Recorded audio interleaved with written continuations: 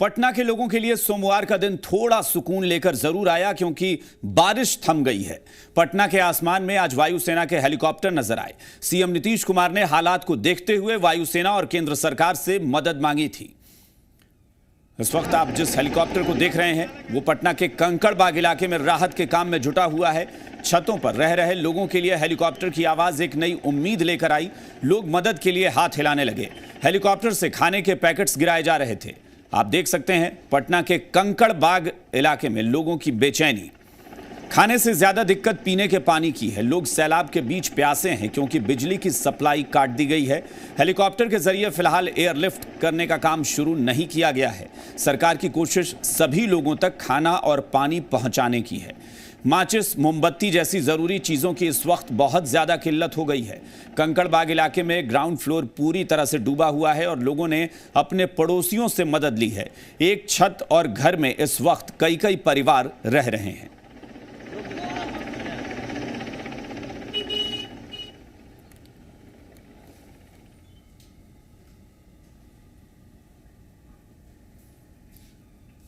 तो जिंदगी पर आफत के घंटे भारी हैं।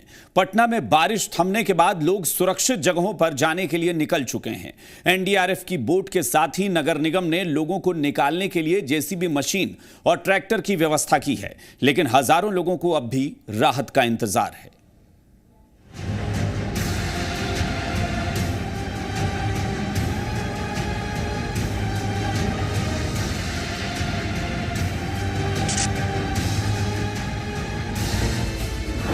आफत की बारिश पर ब्रेक, राहत कार्य तेज।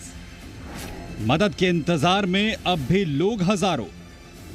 रेस्क्यू में जुटे वायुसेना के 2 हेलीकॉप्टर। एनडीआरएफ, एसडीआरएफ की 30 टीमें मुस्तैद। 60 घंटे लगातार मुसीबत बरसाने के बाद जब आफत की बारिश थमी तो लोगों को राहत मिली। राजधानी पटना सहित कई इलाकों में मौसम साफ हुआ तो जल प्रलय के हालात से उबरने की लोगों में उम्मीदें जगी। इस बीच पहले की बारिश के कारण जलमग्न इलाकों में राहत और बचाव कार्य तेज हो गए। एनडीआरएफ के साथ एसडीआरएफ और सेना ने मोर्चा संभाल लिया है। बाढ़ में फंसे लोगों को लगातार सुरक्षित स्थानों पर भेजने का काम किया जा रहा है। अब तक 9000 लोगों को सुरक्षित स्थानों पर पहुंचाया गया है। खाने पीने की भी व्यवस्था की जा रही है।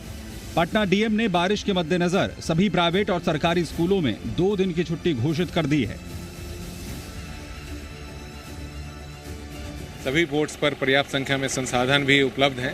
हम लोग द्वारा प्रातः भी यहाँ पर लगभग 25,000 बोतल पानी और 5,000 दूध का पैकेट उपलब्ध कराया गया था और लगातार इसका सप्लाई भी जारी है। कहीं भी अगर किसी भी तरह की आवश्यकता है तो लोग सब्र रखें, जिला प्रशासन उनका जरूर पहुँचे। सर, कोई कम्युनिटी किचन की स्थापना की गई है क्या आसपास? कम्युनिटी किचन महाराणा प्रताप भवन में प्रारंभ किया गया है। इसके अतिरिक्त कॉमर्स कॉलेज को भी रिलीफ सेंटर के रूप में चिन्हित किया गया है।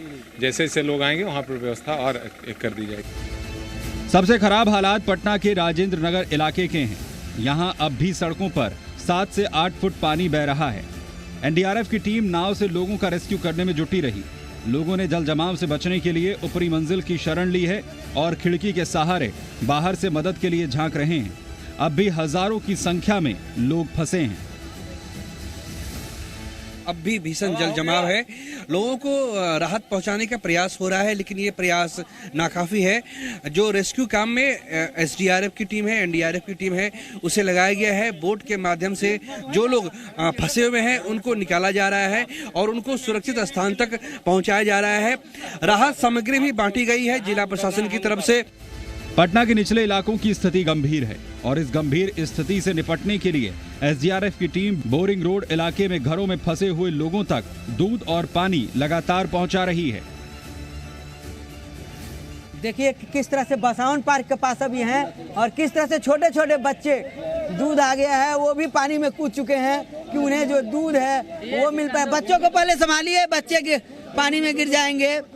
तो अब देखिए किस तरह से पानी में जो है बच्चे जो हैं वो भी दूध के लिए आ गए हैं। तस्वीरें में देखिए घर से बच्चे दूध के लिए निकल चुके हैं, पानी के लिए निकल चुके हैं। पटना में भले ही बारिश थम गई हो, लेकिन मुसीबतों का सिलसिला अब भी जारी है। ये पटेल नगर और राजवंशी की मुख्य सड़क है जहां घुटनों तक पानी भरा हुआ है। लोगों को सबसे ज्यादा परेशानी रोजमर्रा की चीजों को लेकर हो रही है। इस कार को देखिए, कैसे खिलौने की तरह पानी में तैर रही है, तो वहीं रिक्शे में बैठकर ये महिलाएं पल पल खतरे के बीच अपनी मंजिल तक पहुंचने को मजबूर हैं। गर्ल्स हॉस्टल में भी पानी भरने की वजह से यहां रहने वाली लड़कियों के परिजन उन्हें सुरक्षित घर ले जा रहे हैं। आज भले ही बारिश थम गई, लेकिन जो मुसीबतों का सिलसिला है वो कम नहीं हुआ। किस तरह से जो पटेल नगर और राजवंशी नगर का मुख्य सड़क है उसमें किस तरह से पानी है, लगभग 3 फुट के आसपास पानी है और इसी के बीच में लोग रोजमर्रा की जिंदगी है उसको एक तरह से कहें कि मरता क्या न करता वाली स्थिति में है। लोग आ रहे हैं, जा रहे हैं। यह पटना का बोरिंग रोड इलाका है जहां कमर तक पानी भरा हुआ है। एसडीआरएफ की टीम नाव के सहारे लगातार रेस्क्यू ऑपरेशन चला रही है। इस बीच प्रशासन की बदइंतजामी देखिए कि ईंधन खत्म होने की वजह से ये नाव आज सुबह घंटों इसी तरह पानी के बीच खड़ी रही, जिससे लोगों को सुरक्षित स्थानों पर नहीं पहुंचाया जा सका। लोग खुद पानी के बीच से होकर ही सुरक्षित स्थानों पर जाते नजर आए। ये बोरिंग रोड से एसकेपुरी का इलाका है और यहाँ पे अब एसडीआरएफ की नाव चलने लगी है। 2 नाव आई है, लेकिन दुर्भाग्य ये है कि जब ये नाव आई कल शाम को, आज सुबह से इसका ईंधन खत्म हो गया, इसमें डीजल नहीं है और तब से डीजल का इंतजार हो रहा है। डीजल के लिए लोग परेशान हैं और एक तरह से कह सकते हैं कि लोग जो हैं आते हैं, इनसे पूछते हैं और डीजल नहीं होने की बात करते हैं, उसके बाद इसमें चले जाते हैं। लगभग 3 से 4 फुट पानी यहाँ पे लगा हुआ, कमर तक पानी है। ब्यूरो रिपोर्ट, जी मीडिया। पटना में जल कर्फ्यू के हालात बना देने वाली बारिश के आगे क्या आम क्या खास, हर शख्स लाचार नजर आया। 3 दिन बाद बिहार के डिप्टी सीएम नजर आए। पता चला कि वो भी जल कैदी बने हुए थे। एनडीआरएफ की टीम ने सुरक्षित उन्हें बाहर निकाला। साथ ही लोक गायिका शारदा सिन्हा का भी रेस्क्यू किया गया।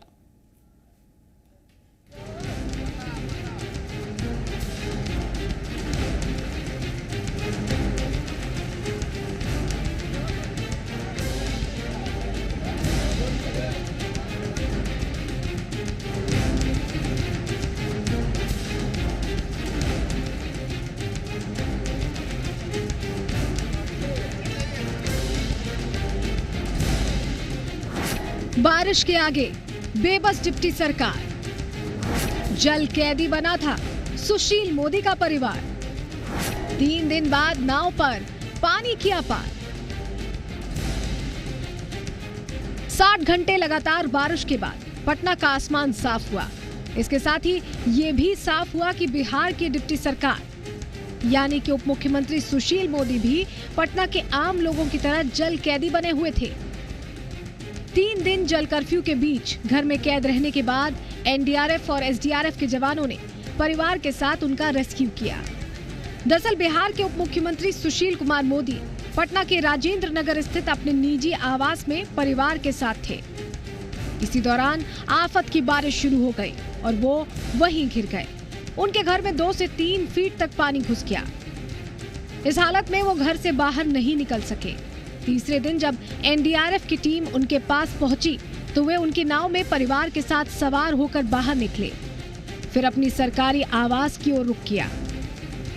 लोक गायिका शारदा सिन्हा का रेस्क्यू।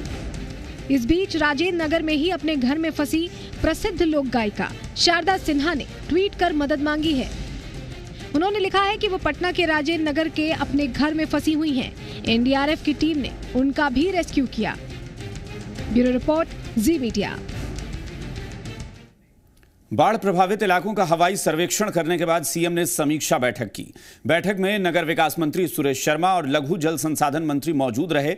एनडीआरएफ और एसडीआरएफ के अधिकारी भी बैठक में मौजूद रहे। स्वास्थ्य विभाग के प्रधान सचिव संजय कुमार के साथ पीएचईडी के भी कई अधिकारी समीक्षा बैठक में पहुंचे। सीएम ने वीडियो कॉन्फ्रेंसिंग के जरिए बाढ़ प्रभावित जिलों के कलेक्टर से बात की।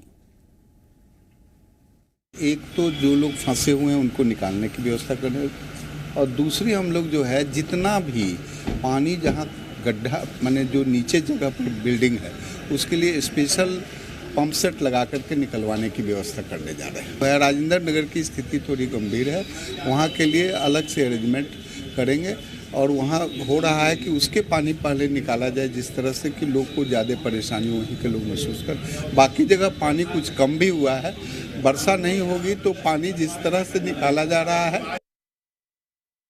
इंतज़ामात पूरे हैं, पूरे के पूरे। जहाँ पर जिन जिलों में अतिवृष्टि से लोग प्रभावित हुए हैं वहाँ पर सभी सिविल सर्जन्स को और पूरे के पूरे स्वास्थ्य महकमे को अलर्ट कर दिया गया है और स्वास्थ्य विभाग इसके लिए पूरी तरीके से तैयार है और मुझे नहीं लगता है कि किसी प्रकार की कोई कष्ट होगी। हम बेहतर सेवा देने के लिए तत्पर हैं। सरकार हालात से निपटने की पूरी कोशिश में जुटी है, लोगों तक राहत पहुंचाने की कोशिश की जा रही है। मुख्यमंत्री नीतीश कुमार एक्शन में हैं तो केंद्रीय मंत्री ये कह रहे हैं कि इस मुश्किल परिस्थिति में केंद्र सरकार हर संभव मदद दे रही है। इन सबके बीच विपक्ष के नेता सरकार पर हमलावर हैं। बारिश और बाढ़ से बिहार बेहाल, हालात बेकाबू, स्थिति पर कब पाएंगे काबू? आखिरी सितंबर की बारिश और बाढ़ से बिहार बेहाल है। राजधानी पटना के साथ कई जिलों में जल प्रलय जैसे हालात से स्थिति बेकाबू होती दिखने लगी है। पटना में सरकारी मशीनरी के साथ साथ एनडीआरएफ, एसडीआरएफ की टीम और सेना ने हालात को संभाला। तो इस बीच मुख्यमंत्री नीतीश कुमार प्रदेश के अधिकारियों से हर जिले के हालात की रिपोर्टिंग लेते रहे और अधिकारियों को राहत कार्यों में कोताही नहीं बरतने के निर्देश दिए। सीएम नीतीश कुमार ने एक बार फिर पटना और उत्तरी बिहार के हालात को जानने के लिए एरियल सर्वे किया। उत्तरी बिहार में कई शहर और जिलों में बाढ़ की स्थिति जो है, जलजमाव और बाढ़ की स्थिति गंभीर है। इसको लेकर मुख्यमंत्री नीतीश कुमार एयरपोर्ट पहुंच रहे हैं और उनका जो काफिला है वो एयरपोर्ट की ओर रवाना हो रहा है और फिर वो हवाई सर्वेक्षण करेंगे, हेलीकॉप्टर के जरिए वो एरियल सर्वेक्षण करेंगे और एरियल सर्वेक्षण के जरिए हालात का जायजा लेंगे।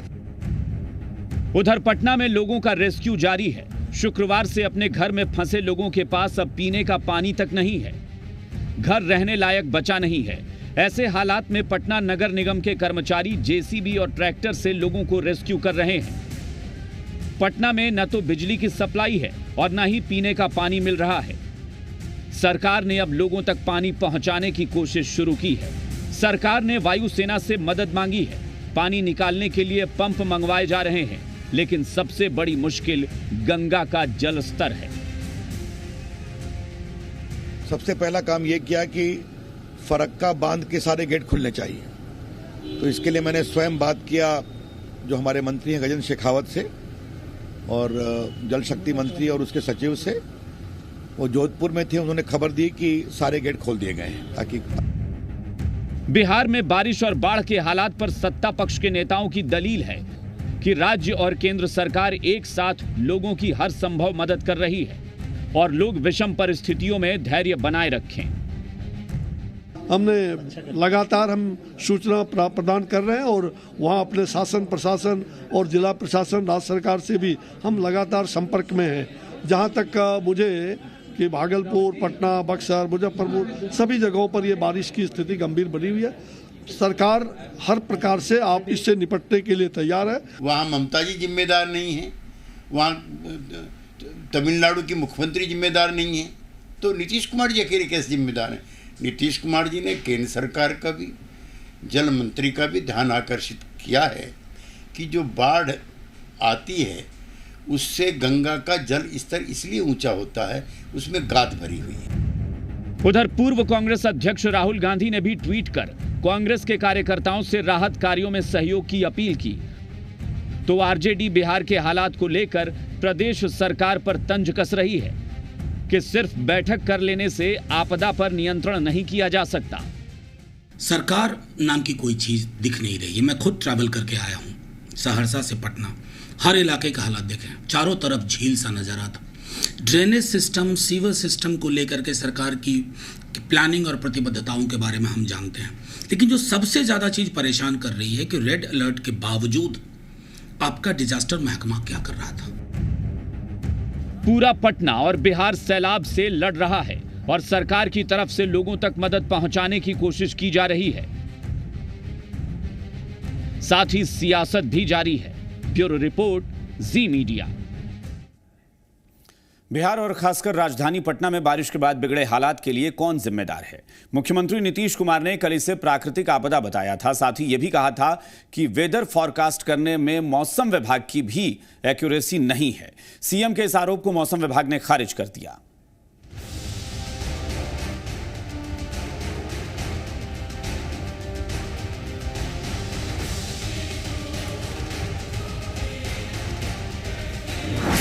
सूबा बिहार बारिश और बाढ़ से लाचार, आगे मौसम सामान्य रहने के आसार, कुदरत परिस्थिति के आगे बेबस सरकार, वेदर फॉरकास्ट पर वार पलटवार। बिहार में आई बरसाती बाढ़ से क्या आम और क्या खास, सब डूब गए।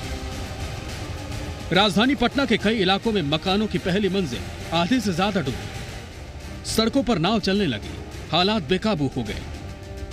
तो मुख्यमंत्री नीतीश कुमार ने लोगों से हौसला बुलंद रखने की अपील की थी। साथ ही कहा था कि यह स्थिति किसी के हाथ में नहीं होती, यह आपदा प्राकृतिक है। मौसम विभाग भी सुबह कुछ कहता है और दोपहर कुछ और कहता है। तो अभी ये कब खत्म होगा कि मौसम विज्ञान वाले भी इस मामले में सुबह कुछ बताते हैं और दोपहर के बाद उनको बदल करके अपना ओपिनियन देना पड़ रहा है। लेकिन मुझको तो ऐसा लगता है कि शुरू हुआ तो 3 दिन तो कम से कम चलेगा। मौसम विभाग पर सीएम नीतीश कुमार की यह टिप्पणी उसकी ओर से जारी किए जाने वाले फॉरकास्ट पर था। उधर सीएम नीतीश के इस बयान के बाद मौसम विभाग ने सरकार पर ही पलटवार कर दिया। विभाग के मुताबिक 26 से 29 सितंबर के बीच भारी बारिश का अलर्ट विभाग ने पहले ही जारी कर दिया था। विभाग 19 सितंबर से ही राज्य में मौसम खराब होने को लेकर अलर्ट करता रहा, इसलिए राज्य सरकार अपना ठीकरा क्यों कहीं और फोड़ रही। सारे बुलेटिन में हमने लिख रखा था कि नेक्स्ट बुलेटिन हम कब इशू कर रहे हैं, और 29 सितंबर को आप देख सकते हैं कि हमने 5वीं प्रेस रिलीज दिया था। और इसके साथ साथ राज्य सरकार के सभी आला अधिकारियों के साथ दूरभाष के द्वारा सूचना हम दे रहे थे। सरकार और मौसम विभाग के वार पलटवार के बीच पटना समेत पूरे बिहार में मौसम सामान्य हो गया है। पिछले 12 घंटों से अधिक से बारिश रुकी हुई है। मौसम विभाग ने आगे भी मौसम सामान्य होने की बात कही। पटना से नवजीत के साथ ब्यूरो रिपोर्ट, जी मीडिया। अपने आखिरी पड़ाव में मानसून ने बिहार में तबाही मचा दी है। बारिश, बाढ़ और जलजमाव ने लोगों का घरों से निकलना मुश्किल कर दिया। शहर शहर जल प्रहार से त्रस्त हैं। जलजमाव ने लोगों की परेशानी बढ़ा दी है। आवागमन बाधित, रेल सड़क यातायात पूरी तरह से ठप पड़ता जा रहा है।